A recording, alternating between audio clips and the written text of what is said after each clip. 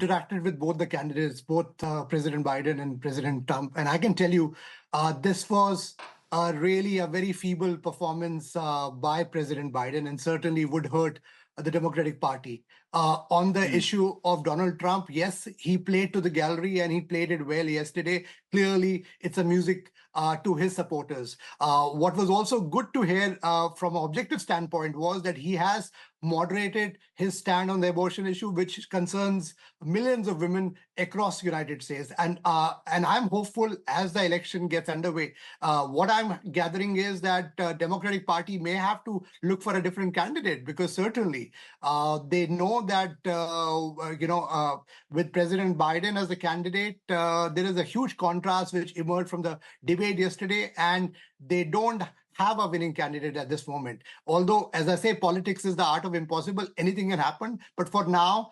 yesterday's debate, clearly President Trump had an upper hand. It remains to be seen what he does, because, he had a very interesting point about skilled immigration. He spoke about giving green cards, not yesterday, but earlier, to a lot of university, graduates. President Trump and his campaign also, one would be, from India's standpoint, what is his stand on skilled immigration? Because that's going to be very important for a lot of thousands of Indians who are in the queue for green card and who add to the US economy. So those are things which are very, very important from Indian American standpoint. But for now, what I'm hearing is that clearly he dominated the debate yesterday. Yes, there were certain assertions that he made were not factually correct, which was fact-checked, but that was classic. And I would say, in terms of coaching, I think his Republican advisors would be happy, because, they managed to restrain him, not getting Saurabh Shukla, any uncharted territory. He did give President Biden... Saurabh Shukla, are we getting into a contest where it's essentially a contest between the devil and the deep blue sea? Saurabh Shukla, are we looking at essentially a negative vote deciding as to, instead of voting for a candidate, you're going to vote against a candidate because you have one candidate, the incumbent president, who there are serious questions over his infirmity, and the other candidate has been established time and again as someone who frequently plays along with the facts? Is it a challenge between the devil and the deep blue sea? My worry is that, my worry is a lot of undecided voters may decide to not vote.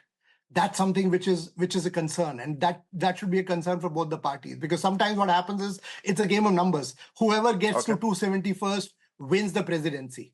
So it remains to be seen what happens there in the next couple of months, and the conventions, because, see, this debate has happened before a convention.